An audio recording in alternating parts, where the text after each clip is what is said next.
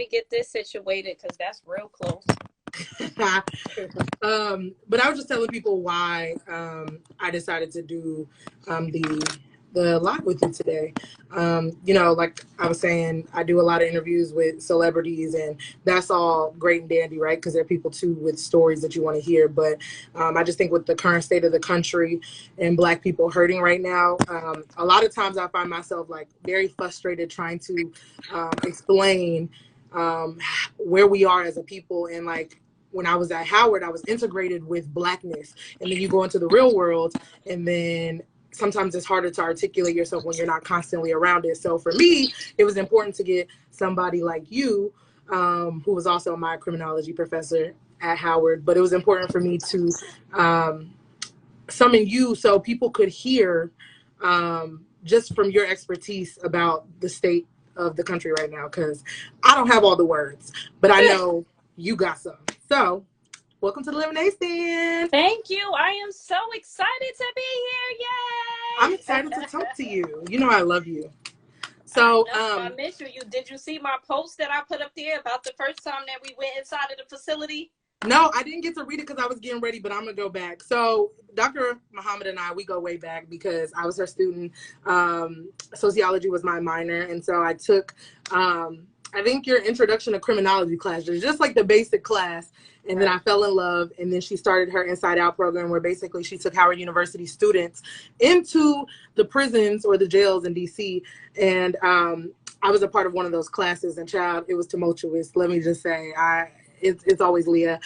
Got kicked out the class by the jail. It's a long story, but you know, we got back in. But I think that course honestly changed my life. I had no real introduction to being inside of a jail. You know, I had cousins who had been to jail miscellaneously, but I had never had anything that impacted my life like that. And my dad was a cop, but he wasn't really in my life as a young child, so I really couldn't identify with being a cop's daughter per se.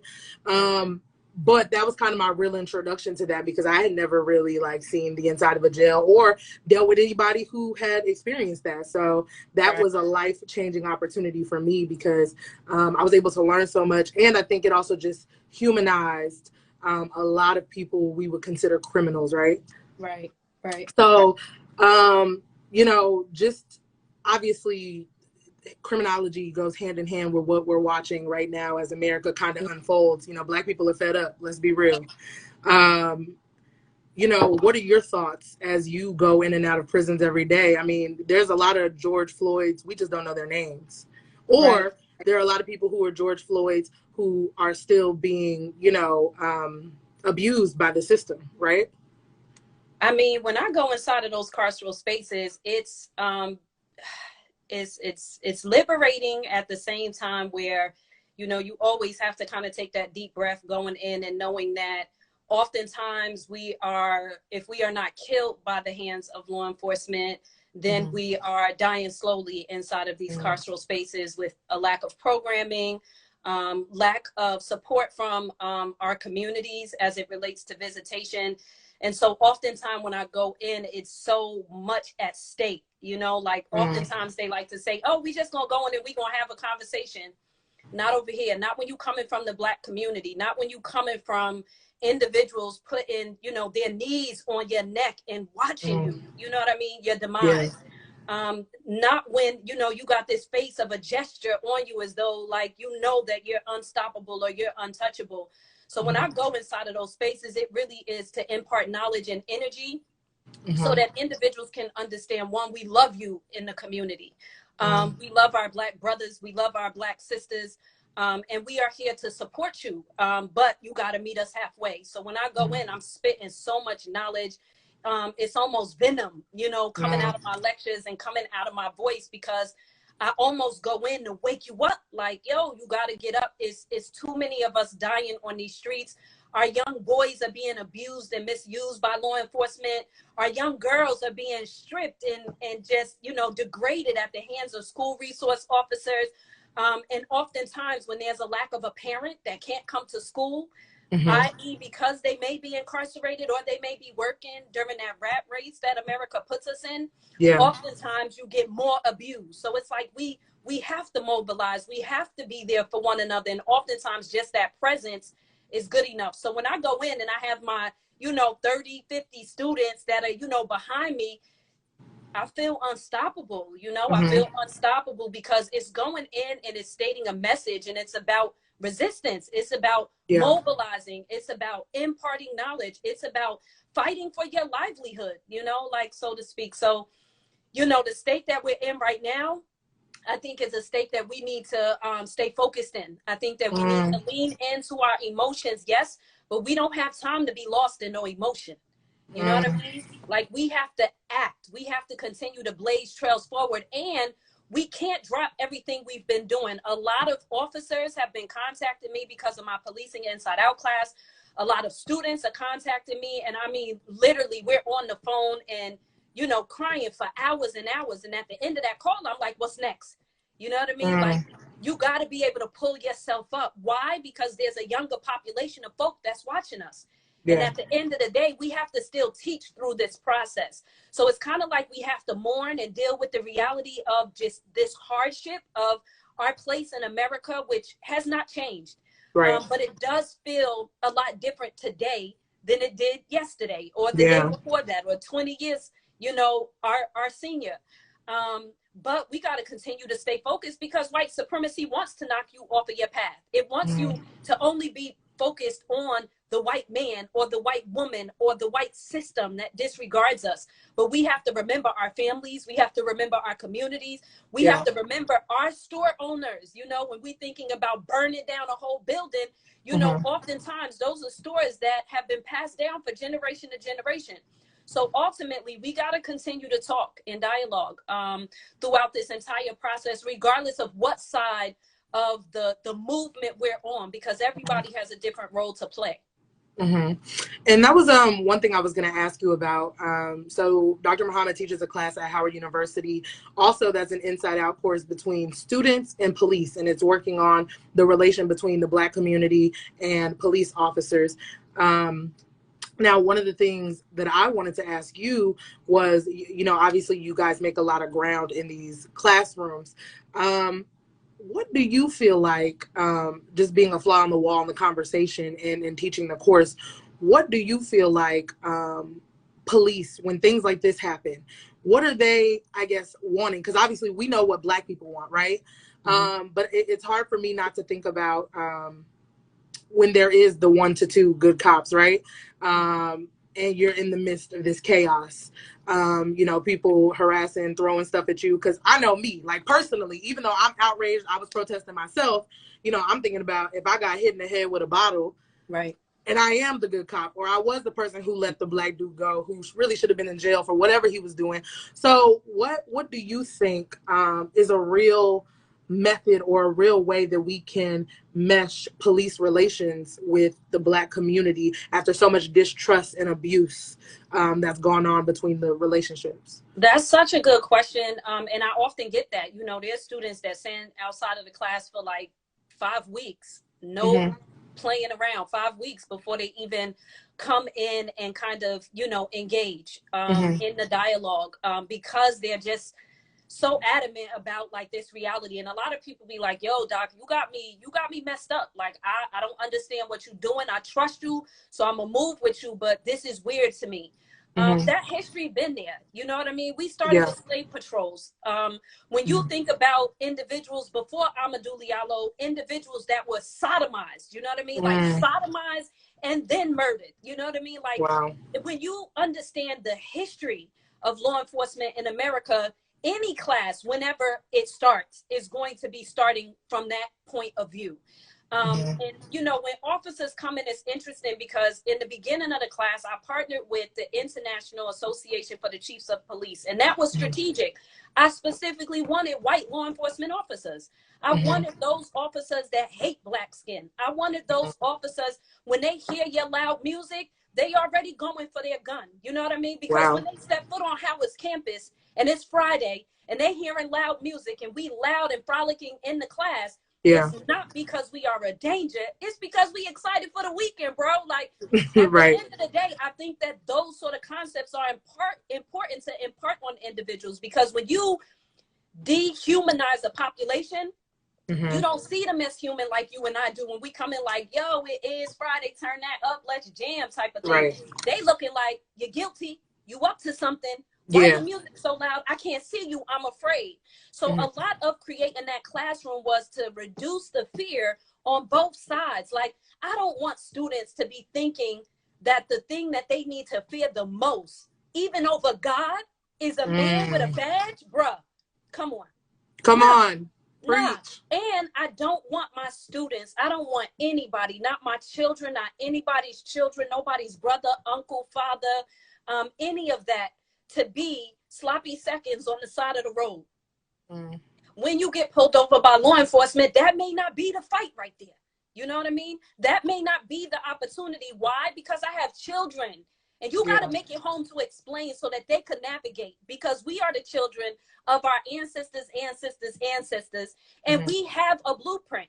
We just got to begin to follow it. So really in the class, what I wanted to do was bring together both of the groups so the Howard students can see how dope they are. You know, like in the middle of the semester, the Howard students are reading all of this information. They vicious in the class. They giving all of this rhetoric and all of this knowledge. And somewhere along the line, they realize, like, tag, I'm super intelligent. They realize, like, this is a human being like me. I ain't got to be afraid of them.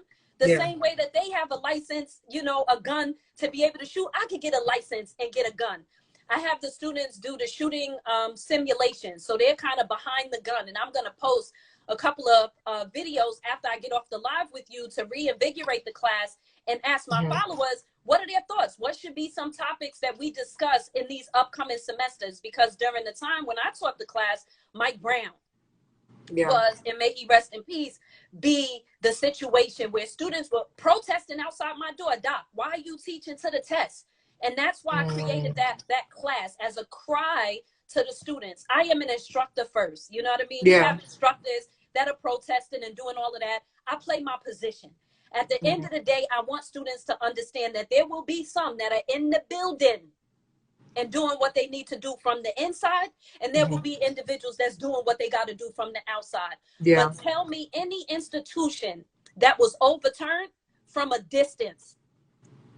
Everything is up close and personal. When they took over the Native Americans, it wasn't from a distance. It was up close and personal. Conversations, eating dinner together, on the land together, communicating and engaging. So I want students to understand, in order to understand a system, you have to get close to it. And if you feel uncomfortable doing it, I'll create the opportunity for you.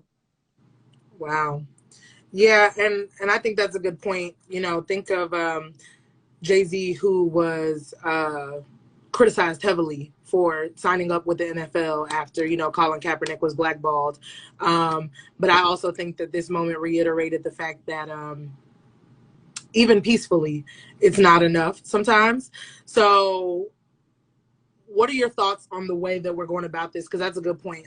Today on the radio, we did calls, and a man kind of made your point. He said, listen, there are people who got to be the knowledge, and then there's people who got to be on the front lines. And we need both to infiltrate what we're trying to achieve as a people, which is, I would assume, equality, right? Because I also think, too, everybody's mission is a little different, and that's fine, because let's be real, MLK was peaceful, they still assassinated him. Malcolm X was a revolutionary, and he was still assassinated. So I think that it's okay to have different methods in the way that we attack this thing, but to your point, it has to be logical, it has to be calculated, and it has to be something tangible, something where it's a little more intimate. Because you're right, I don't think we can flip the system unless we're in the system, right? Right, like my girl, you know, Donna all day is saying, she's saying the book and the sword, you know. Come on. At the end of the day, I really think that ultimately everybody and their mother got to be on the front lines. You know, when there are elderly individuals that are no longer able to maneuver in the way they could because of what's going on, somebody better be going to that house and feeding them. You know what I mean? When individuals are bloody and they all messed up and somebody got to clean them up, our medical individuals, our frontline responders better be in the building. You know what I mean? Our individuals, when you can't read the books because you out there on the front line, You got to have those scholars that are stepping back and saying, look, this is what it is. This was the process. You're going to have those think tanks. It has to be a brain behind any of the movement. And you cannot forget that. When we think about any of the movements, there are blueprints out there that date all the way back. And one of the ways that we are failing is we do not engage our elderly population. Look at the younger population. That's the young population we're not engaging. And the old, what is that? Jim Crow. The young against the old. When you look at the criminal justice system, who's in the criminal justice system? The real old, geriatrics, and the real young. Why? Because that's Jim Crow. And at the end of the day, when you stepping out there and you're not talking to your grandmother, that sort of lynchings, that sort of eating the fingers, that sort of, you know, the forbidden fruit, that smell, and you feel like you just gonna go and move, that's disrespect to the community. We have to engage as one. We have to begin to work as one. We have to move as one, as a united front. And that doesn't mean everybody and their mother doing the same thing. That just means that wherever your expertise is, raise your hand and say what it is and bring it out to be of service to your community. I am an instructor. I have intelligence. I have ideas outside of the cahoos. I could come up with ways of infiltrating any system intellectually, spiritually, and physically. I could pass that to a baby. We can't forget anybody. We can't leave back the ones that's in kindergarten. Look at what's going on now. School to prison pipeline. So now you opening up all of these communities. All of these little young people are coming out. Who burning down the buildings? These are young folk. These are young people. What do you see on TikTok? Hardly nothing. If you're trying to mobilize, you need to get on TikTok and do some sort of a dance or whatever you can do to help them learn how to protest. They don't know what the movement is about. I saw pictures with young folk out there with flip-flops. How you going to a protest in flip-flops? We laughing at you. At the end of the day, we got to be able to engage with our individuals so that we're tying their shoelaces before they go outside. When they come back, we make sure that that pillow is fluffed, that they have their vitamin C. It's still COVID-19. At the end of the day, when you work together, it's a movement. You know what I mean? And at the end of the day, regardless of what is going on, when we work as one, it's a wrap. It's a wrap. It's a wrap. And we're getting closer, and we're getting closer, and we're getting closer. So what I say is it's all good. At the end of the day, it's all good. We have to continue to engage in dialogue. We have to continue to read. We have to continue to include our children in the conversation, and the elder and the older ones. A lot of times with these young ones, we like, shut up. We don't want to hear this. We listen to them. I'm telling you, they will keep it all the way 100, and you will get that wig snatched back. Do you hear me? They are about that life. Like, seriously, they'll tell you, your breath ain't right, Ma. Brush your teeth. Now you out there on the front line, you know, causing havoc, killing people with that breath. Look, you know what I mean? Like, we got to laugh. We got to laugh through it. But at the end of the day, nobody should be left behind. Nobody. We shouldn't judge anyone. We should, you know, at this particular point, what race are we going with? You know what I mean? Are we Black? Are we African American? What are we going to stand against? Are we still going to be divided? Oh, you read the Bible, I read the Torah, I read the Quran, you over there, I'm over there, or we just going to all come together about this? Until we get to that point, literally, we ain't getting nowhere. Yeah, you ain't lying. And I think that's the one thing I've definitely got the sense, and I don't know, again, because I went to Howard, we was real radical, we was ready to march, we marched. So it's hard for me to sometimes sit back and look at people who are judging the movement. Because rather than put your resources, like you said, to say, I'm in, there are people who are judging, why are we doing this or why aren't we doing that? Listen, let's get active. You know, and at the end of the day, but love we're not always going to agree. Love the judger. Love the judger too. You got to have haters. You got to have your cheerleaders that's on the sideline. Oh, this is good. This is that. And you need those ones that are, well, why are you? And how do you need those Beckys, those Karens, those Amy's? Like, you need all of that. Why? Because that's going to keep you on your toes. You got to stay humble. You got to stay focused. This is not a joke. This is not a 2-day, 3-day thing. We've been fighting this since they stole us and brought us over here. And people already tired over it. They done flipped and went on the other side. This is a long race that you may not even see the end of it. You got to be focused, and everybody that's in the race, You see who's in the race and you watch them. When you running a track race, do you look at the audience like, come jump down here and race with me? Nah, you know that they spectators. So why do we do that same sort of thing when it's other individuals? That is just the divergence. Stay focused. Know what your bottom line is. And man, stay in your lane. Stay in your lane. Stay focused. You see me, I'm still teaching my classes. I'm still posting, but that don't mean I'm not helping my students that's out there protesting, that I'm not helping individuals when they reaching out and calling. You add the pieces that you can that don't break your back, because if you are not healthy, you can't be healthy for nobody else. And you continue doing what it is you're doing. For so many years, they've knocked us off of our track. And that's what white supremacy lives off of. It lives off of you romanticizing them. So now you unconsciously are romanticizing the movement and bringing up their hierarchy. Bring up your family. Bring up your family. Use this as an opportunity to engage in dialogue. I see faculty, I see students. They're out here working with other individuals. They ain't even talk to the brothers and sisters in their house. You out there on the front line, you didn't even tell your mother where you going. You didn't even engage with her and let her help you with a sign. Maybe she wanted to be in the car waiting for you with the cold waters and the food when you need a break.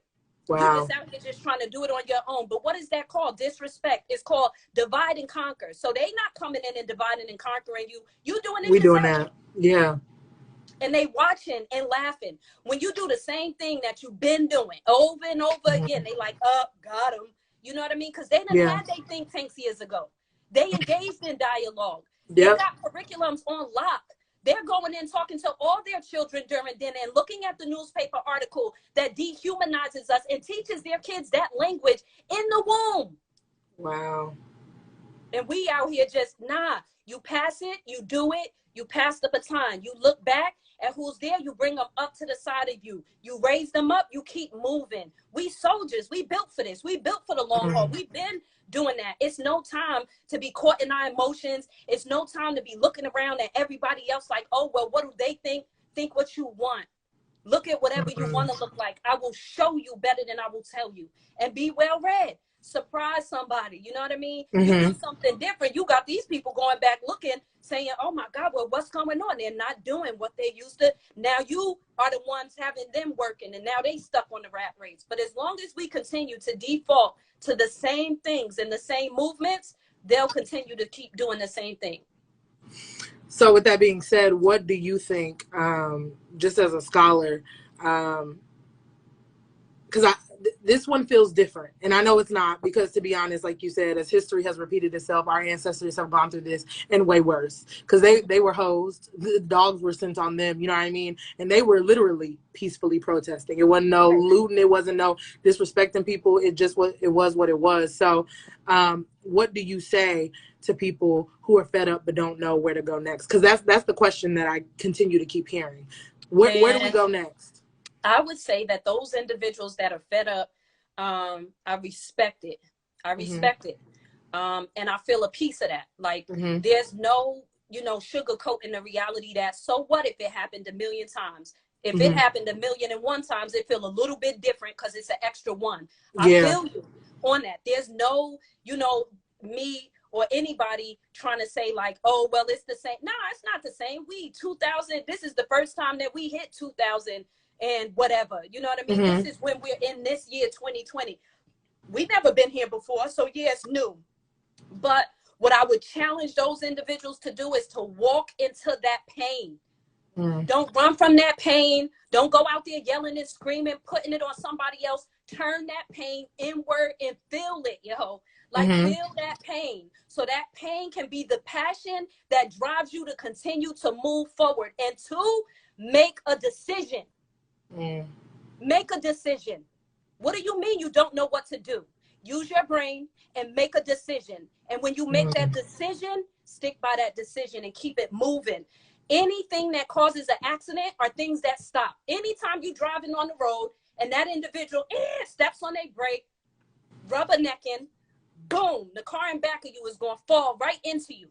At the end of the day, if you swerve and move to that next lane, then you could slow down, you could look and see what's going on, but nobody runs into the back of you. So you got to keep it moving. But You got to make a decision. You know, what ends up happening is we get immobile and you're not able to move. It's just like, you know, when my mother passed away, I'm 21 years old. You know what I mean? Like, I felt like I was stuck in life. I felt like, oh, I'm just going to sit. But I got brothers and sisters that's younger than me that was running into the back of me. You know what I mean? So now I'm the cause of their demise. I felt that pain, and I'm still feeling that pain today as I'm raising my children without my mother. But I made a decision to move forward. And as I move forward, that is in respect for her. So I'm not running from the pain. I'm not letting anybody make me feel like I don't feel it, but I am going to make the decision not to get stuck there. That's the thing. We end up getting stuck in spaces that we ultimately can't get ourselves out of. So now we find ourselves sitting on a couch of an individual that's a European, now that's a specialist, telling us what is wrong with us and what medication we should take. When in all actuality, you could kick it with your homies and your family, and they could let you know, like, what you feeling is real. It is not an easy thing to watch our brothers and sisters out there being murdered day in and day out, continuing to see it, feeling like there's nothing that you could do. And then when you go out there seeming like they're disrespecting you and nobody's hearing your voice and you're the only one. Every time you turn around, every time you turn on the news, every time there's an excuse. Every time they cut in corners, every time you're criminalized, and the person that committed the murder is not, because of the color of their badge or their uniform. That is pain, but use that pain and turn it to passion. They're both emotions, and there's nothing wrong with balancing that equation and switching it. You know what we call that? Code switching. Learn how to do it and keep it moving. You got to keep it moving, because everything gets backed up when it doesn't move. If you can't move your bowels at the end of the day, what ends up happening? You got to get surgery, right? Yeah. People have to go in and manually remove all of that negativity. So you can feel that pain, you can feel all of that, but you can't keep it in your body. Y'all all know that stress is what kills us, number one. Yeah. And that's going to cause all of this stress inside of us. So feel it. Know what it feels like so that you could teach it to those younger folk in your family, so that they understand that you don't got to run from this pain that you're feeling, and you don't got to act like it's not real. You don't have to have everybody in America that loves you and likes you. There are going to be people out there that hate you because of the color of your skin. And at the end of the day, you better love your skin. You got to make a decision on what life you want to live in this world, and you continue to move forward. That stuff that's happening over there, stay focused on what it is that you're doing. That's what I would say to the individuals. I would say make a decision on what you want to do, and decide not to ask too many people about it. You know what I mean? Like, know your worth. Know your worth, because in black skin, you are an expert. You are an expert in black skin. So you know what it feels like. There's no hiding from it. You don't need anybody to justify. And, you know, when I talk to individuals and I tell them, you know, I didn't get on that report, I wasn't able to do X, Y, and Z. Right now is a very traumatic time. I got to be here for the community. I have to. And even if I get pushback, oh, well, you know, this is happening. You think that I'm going to really sit there and use the little bit of energy that I got to argue? No, because I need that little bit of energy to engage with my students when they calling me at 10 o'clock, 11 o'clock, and they ready to just be done with life. But they have so much to give. They have so much to give. You wouldn't be blessed to be here at this time if you weren't supposed to be used at this time. Man, I feel like I'm back in school. That's how I be in class, like. Word, we be going at it in class. Going in. Yeah, hold on. Someone like those classes at HBCUs be dope. Hold on. Someone asked a question earlier. So someone said, what percentage of law enforcement do you think actually knows the history? I would say none, but I could be wrong. Some of them know bits and pieces. So some know sound bites. You know what I mean? Because you know, YouTube is real. Stop playing. YouTube is real. And you have individuals that they know bits and pieces, not that nitty gritty, you feel me? Because at the end of the day, if you fully know the history, it's going to make it difficult to do your job. So at the end of the day, it's kind of like you made the decision to go there. So it's like a little piece of you may have like some knowledge and then some not. But let's be honest who we talking about. We have to have this conversation from a critical race perspective. When you're talking about the white colleagues and officers, they know the history. They know the history. Yeah, they know the history. Their great grandfathers and individuals that, you know, was the front line of movements with, you know, white sheets and all type of things. Those stories are upheld. That information is shared. That information wasn't ripped out of books and you know, taught in the wrong way. They understand those components. Now, in terms of speaking on it, that's a whole nother thing. And I think that's where you get the blue coat of silence sometimes, where individuals are not going to let you know how much they know. But if you got your knee in my neck and I'm telling you that I cannot breathe, and you've heard it before, this is not the first tagline that we heard. We had our brother Eric Garner that said that he couldn't breathe either. And you sitting there and you looking up, it's not one piece of sweat that's coming from your face. Oh, you know what time it is. You telling me that you don't know your history? Oh, yeah, he know his history. So when you're talking about those individuals that are in law enforcement that have a disregard for Black lives, yeah, they know that we were a percentage of a people and they still believe it. So, yeah, there's a large percentage of officers that know their history. There's a large percentage of individuals that are still treating us off of the history that they know. You know what I mean? So it's an interesting concept. It's interesting. Yeah. I mean, I don't know, this one, it's felt heavier than most. I don't know. It is. I've gotten, I don't know who the last person was, but after a certain point, you got to realize I was a freshman in college when Trayvon was killed. So my generation is the generation of the renaissance of protest. I won't say we started protest because we didn't, but the renaissance of being outraged and protesting. But now with George Floyd in particular, I think because his killing was not any less brutal, but something about it just, I can't even, you see what I mean? I can't even put into words what I'm trying to articulate just because it was horrific. But as we're watching this, as a millennial who has kind of almost grown up with these recorded killings and in the anger and the protesting, even my loss of words is just an example of I feel like where a lot of people are at right now. We're all in this space of just trying to figure out, like, okay, let me conceptualize what's happening. I'm angry, I'm tired, I'm upset, but where do I move? And how do I do that? And turn that frustration into productivity. Because I saw a post that had me speechless last night. It says, white people are lucky that Black people are looking for equality instead of revenge. Yeah. And so, and a girl DM'd me last night and she said, wow, this is powerful, because I'm not going to lie. I think up until this point, I was fighting for revenge versus equality. And so it's just a really hard dynamic to sit in because everyone's so emotional. They're so emotional, but we got to talk about it. You know what I mean? And talk about it amongst those folk, you know, that you with. We can't move without dialogue. You can't allow your body to move, you know, without your mouth that's speaking. And the more that you talk about it, you'll find that it'll become easier and easier to talk about it. Everything that you do well just takes practice. So any individual that could just sit there with their knee on your neck or choke you out or, you know, suffocate you in any of those sort of ways, this is not a new thing. That's not the first time. That's not the first time that an individual's, you know, breath did not matter. That they were not seen, that they became invisible, that you know, you don't just come out and do that. And we know now, you know, from all of the research that's been done, that there are specific incidents in the jacket for, you know, that particular individual. When it comes to incarcerated individuals, they like, oh, well, he got a long jacket. He has a lot of priors. Officers have a lot of priors too, and they have lists as well. And oftentimes they're displaced from one community and then brought into a different community so that they don't have to go back and face that community where they caused havoc.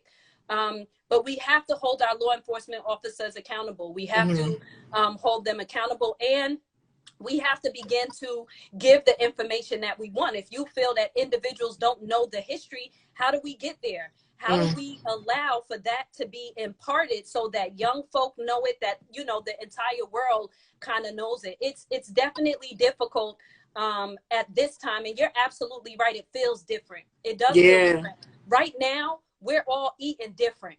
You know, Yeah. this conscious eating and movement is happening. You have more Black fathers that are in the household than you have ever had projected. They've been there, been Yeah. doing jobs, but Yeah. it's been hidden for a long time.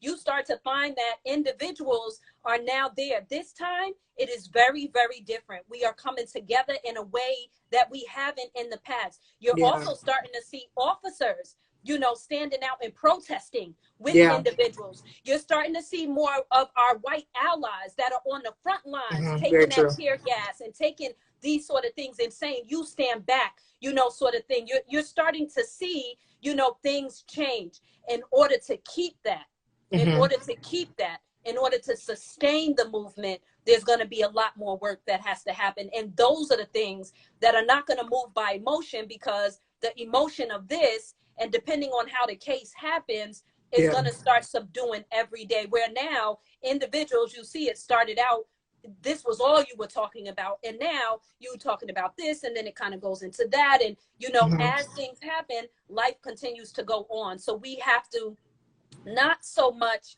worry about other individuals knowing our history. We need to know it, Our and history. we have Come to on. act accordingly. You know what I mean? If there was a time during enslavement where they took your voice away from you, that was the first thing that was stripped from us. And that is the one thing that we refuse to fight for.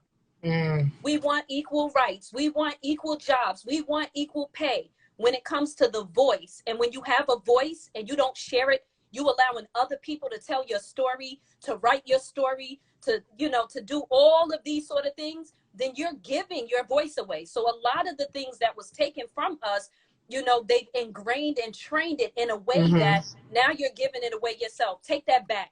Take your voice back. You are educated, my sister. And even though right now you may feel like, dag, I don't really know how to say it, keep talking about it until you do, because you have a platform.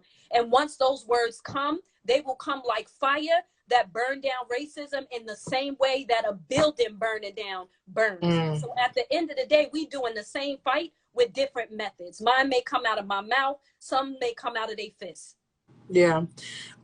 So speaking of, you know, solutions, a lot of people, I think right now, a lot of people, a conversation, that piece that's coming out of this is why it's so important to vote, right? Because when you're voting, not only just on presidential elections, but on these local elections where we're, you know, mayors, district attorneys, all these people who play roles in things like this is why it's so important. But I also feel like then there's a community of people, because a lot of people are saying, well, it's a lot of people protesting, these young people, and then they're not going to vote.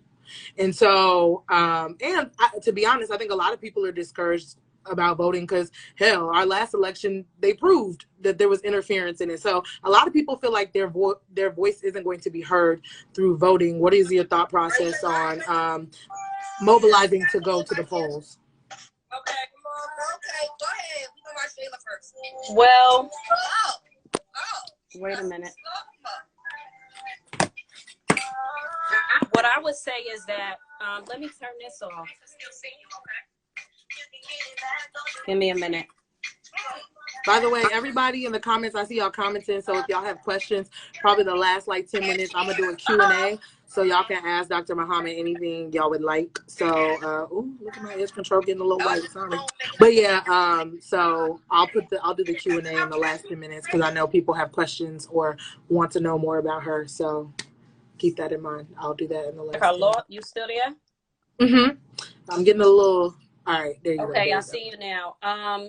Bring me back. So basically voting, there's people who are discouraged in voting, and then there are people who feel like things like this is why it's important to go to the polls. What are your thoughts on that? I would say, like, at the end of the day, vote.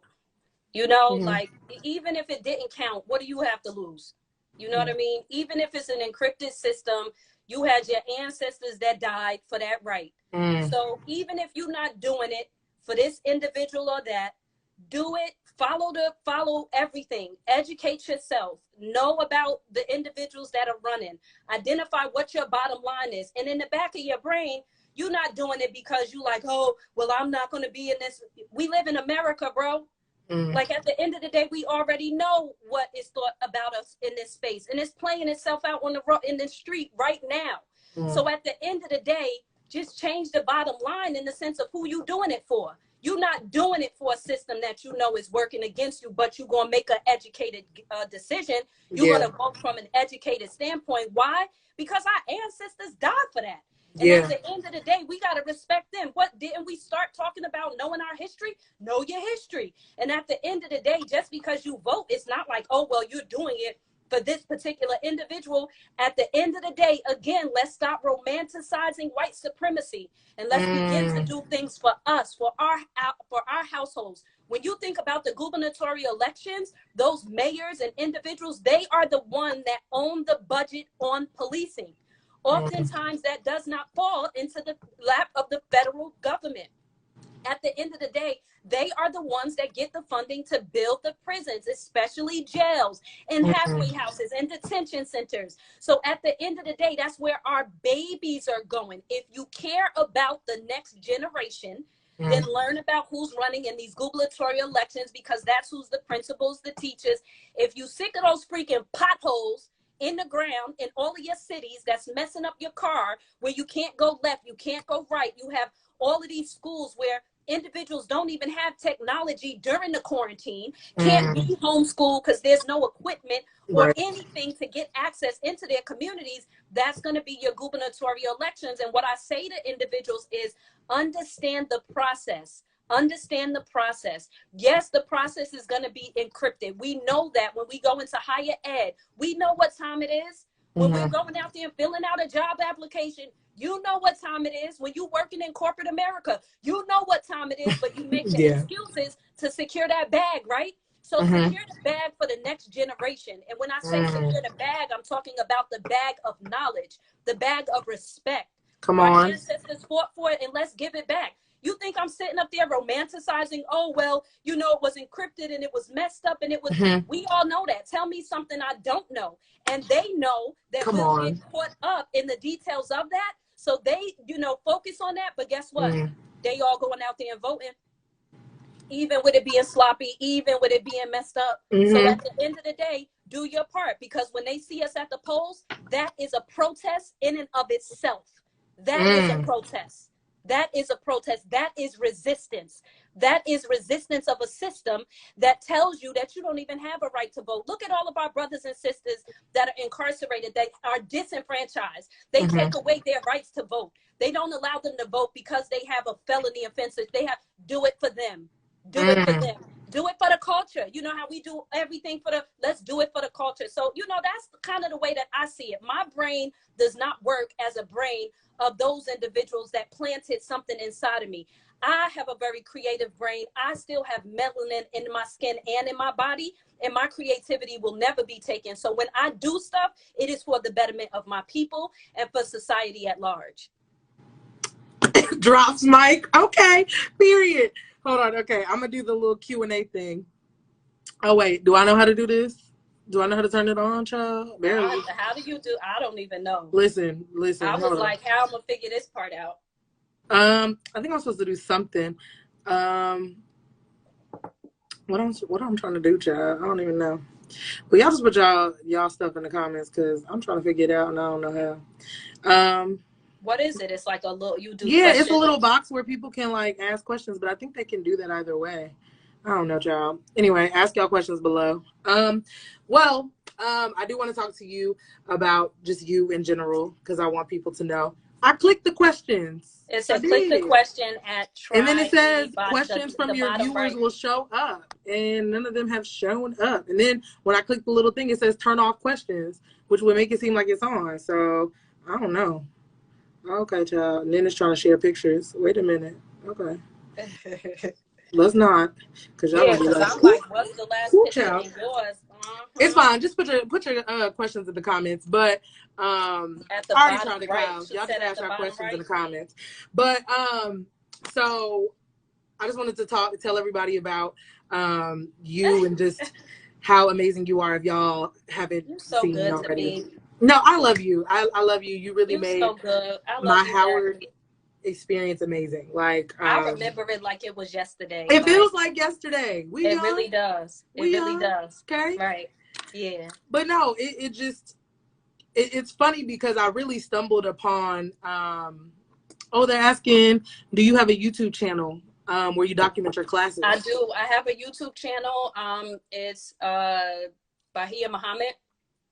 And it's a lot of stuff up there. But yeah, I do document the classes. I'm currently working on a documentary around it, and it's a lot of footage up there. Right now, most of it is looking at children of incarcerated parents, my recent national study that I'll be having a conference on in 2 weeks, virtual conference. All of that, you know, is kind of up there. Day, I see. I know she's in our class. Hey, Day girl. Yes. Someone said, how do they find your TED Talk? Wouldn't that be on YouTube too?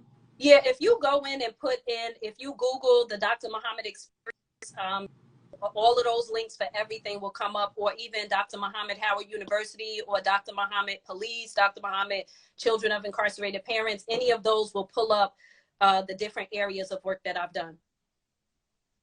She Googleable, baby. Period. Just type in her name. You'll find her. It's a lot of people that are. Don't do that. Period. Google her. So for y'all who might not have taken her, or y'all are just meeting Dr. Muhammad for the first time, she was an integral part of Nick Cannon being able to graduate at Howard University. And I would say part of the reason that he really delved into a lot of the things that he was into as far as his time at Howard, being paired with you. Just talk about you and Nick Cannon's relationship and helping a celebrity graduate college. Like, what was that experience like? Oh man, I look back on it and it's kind of like, wow, it went so fast, you know. And you know, it's so interesting because to me it wasn't like I had a celebrity student, because Howard students be straight celebrity, like for real. Y'all nice with it, bougie. On what? Y'all have all type of connections, you know, like y'all have your fan base, you know, around your work. Like when I think about him coming, you know, as a student, there really wasn't anything different about him. It really was like a regular student. And it was an experience like no other. I really created a celebrity curriculum. And so right now I'm in conversation with a handful of celebrities from across the nation that are interested in higher education, specifically in criminal justice reform. And so I will be using this experience that I had over the last 4 years to be able to help some of our other brothers and sisters that are celebrities and out there get educated, because we know when you select the HBCU, you're just coming out a different person. Period. You're just coming out different. But it was interesting, you know, from the beginning of the sessions when he came, and, you know, he was already doing work inside a correctional facility, specifically the juvenile system. And so it was a pleasure, you know, it was an honor. And as I thought about creating the curriculum that he would later embark on, man, I was innovative and creative about everything, because in the back of my mind, I'm thinking, I want all of our celebrities to come back to school, and I want them to select HBCUs. Oftentimes they go to Harvard, you know, they're going to all of these others, you know, but they're not coming to those HBCUs. And I think that's an important message, not only for the community, but for their families and their children. So it was an honor to, you know, be able to bring him into a facility and teach him about pedagogy and grading and, you know, what it really means to get a master's and then ultimately a PhD. Wonderful to be able to show all of the students at the same time how to teach to reality. You know, like you don't have to teach to your textbook. You can teach to real life instances. For example, policing inside out, community relations between law enforcement officers and Black, you know, angry millennials, to, you know, teach about mass incarceration and what it feels like, looks like, and, you know, smells like, getting real up close and personal. That would be the Dr. Muhammad experience behind bars. You know, all of those sort of opportunities are ways for students to engage. And so I thought that it was, you know, it was wonderful to be at Howard, where we get a whole lot of celebrities, you know, that are coming in.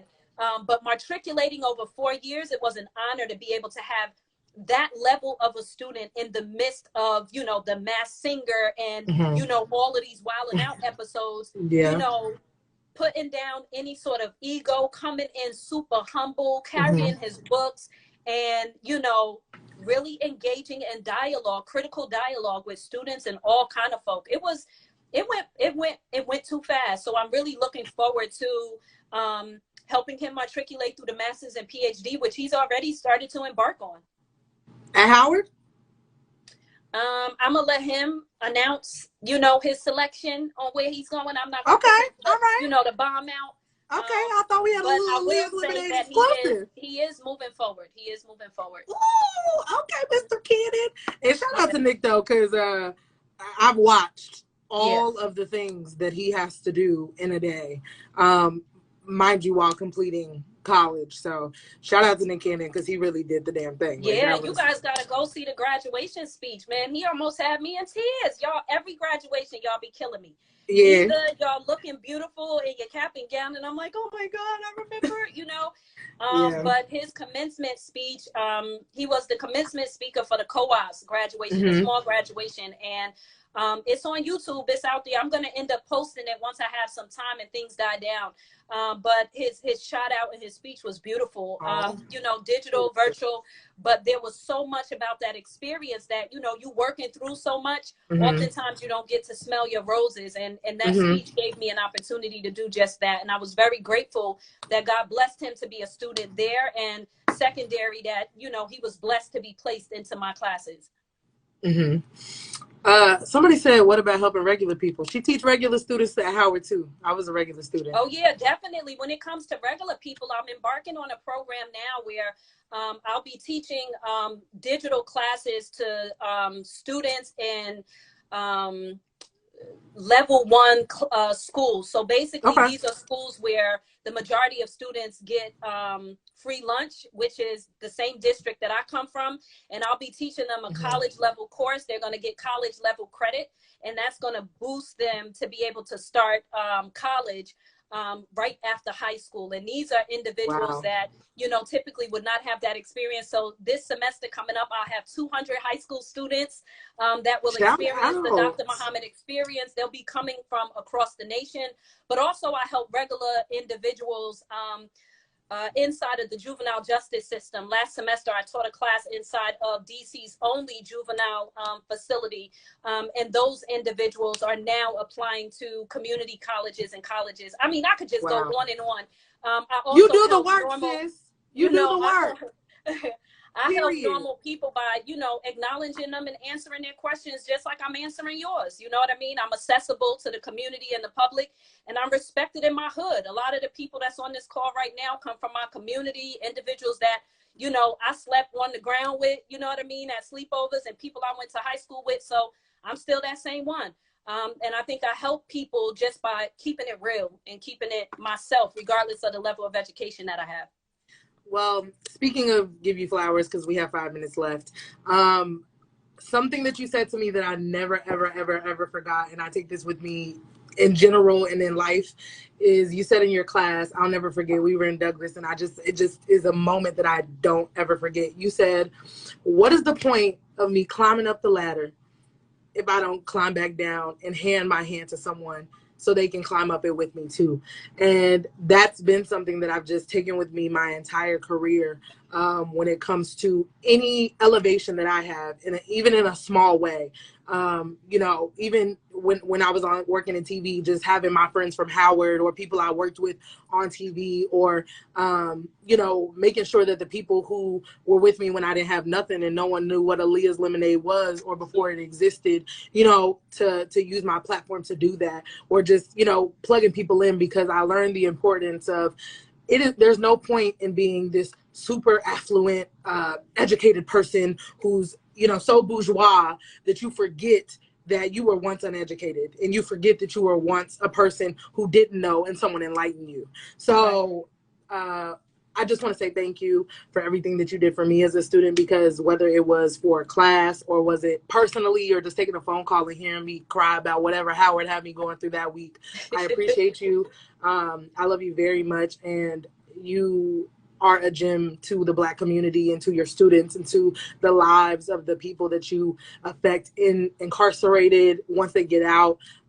When I did my first story on Inside Out, we had met with a guy who who had just gotten out of jail, who had done your course, and then he just sang your praises and talked about how the class changed his life. And the whole point of the class is to not only affect the students, but affect the people inside the four walls, that the decisions they make once they leave literally will change their lives. So I just want to give you my flowers publicly, because I love you very much, and I just think that you are so important, and the work that you do is so important. And people who who haven't heard about you, I just sing your praises, because everybody needs a Dr. Muhammad in their corner. Yeah, thank you. You about to make me start crying. Don't cry. I remember that quote. I definitely remember that quote, and I tell people all the time, you know, these 3 letters behind my name, that PhD, that's my ladder, and that's my ladder to climb the ivory tower, to go down. And I started high school remedial everything. So when individuals ask me, oh, well, what do you do for regular people? Wow. I started with doing it for myself, because I'm still a regular person. And when I work with celebrities, you regular as hell too. Like, I'm going to treat you like you regular, because everybody treats you that way. So if I treat you regular, then I'm going to stand out. And at the end of the day, going to, you know, my university straight from high school and being on remedial everything, I said I will never be that humiliated ever in my life. And that's why I wanted to go to the top of something. And I went to education. So when I go there, it is only to help. I use education as my service. That is my zakat. That is what I give back, you know, to the community. And I give everything inside of me, you know, for you all. And believe it or not, you all make me and help me to be who I am. I couldn't go inside of these carceral spaces with this kind of impact without you. When we have unity, like I started this call out with, nobody can stop us. When I move just with my little family, you know, that I have, we are unstoppable. Imagine all of the melanated folk getting together in that sort of way, the same way that you just gave me my roses while I'm alive. What about we did that, you know, for our own before they're gone? And we're getting closer to that. And that's what I'm excited about. I see more afros and people that love their natural hair, that are, you know, trying to eat well, that are actually reading books and writing about it, that are able to kind of code switch, that are entrepreneurs, that are loving on the babies, that, you know, are faithful to their wives and their significant others, that are loving God and at the same time loving themselves. You know, it's a beautiful thing. And when we love ourselves, it creates those flowers for the world to see. And we're definitely on that track. So even though it looks crazy and it looks nasty out there, never forget the love that's in that melanated skin, girl. And when you get to the top, don't forget us small folk, okay? Okay. And on that note, we have about a minute and a half left. Plug anything that you got going on and that you want people to check out. Please make sure that you follow the Dr. Muhammad Experience. Make sure that you follow me. Please sign up for my upcoming conference on children of incarcerated parents. I'm flipping the script. All the times they talk about how we negative and we don't do this and we have these deficits, and that's what makes it easy for them to kill us out on these streets. I'm highlighting resiliency. I'm flipping the script. I'm highlighting Black children of incarcerated parents and centering their greatness. So please make sure you sign up for that. Also, go follow my site, Jammy, which is Swahili for community. It is a movement. Wait. Say that again. Say that again. It broke up a little bit. Jammy. Say it again. It broke up a little bit. Say your website again. Jammy, Jamii. We're on Instagram, Twitter as well. Please follow us. It's a group of scholar sisters who are creating safe spaces for Black women in higher education in prison, because we know how hard it is for Black women to get into carceral spaces to educate our incarcerated brothers and sisters. We just did a webinar. We had 300 individuals signed up for the first one. And now we have consulting jobs just popping up out of everywhere. Please follow it. It's a movement, and we're trying to get more HBCUs into the carceral spaces to be able to educate our brothers and sisters behind bars. Okay, I got 15 seconds, but I want to say I love you. Thank you so much.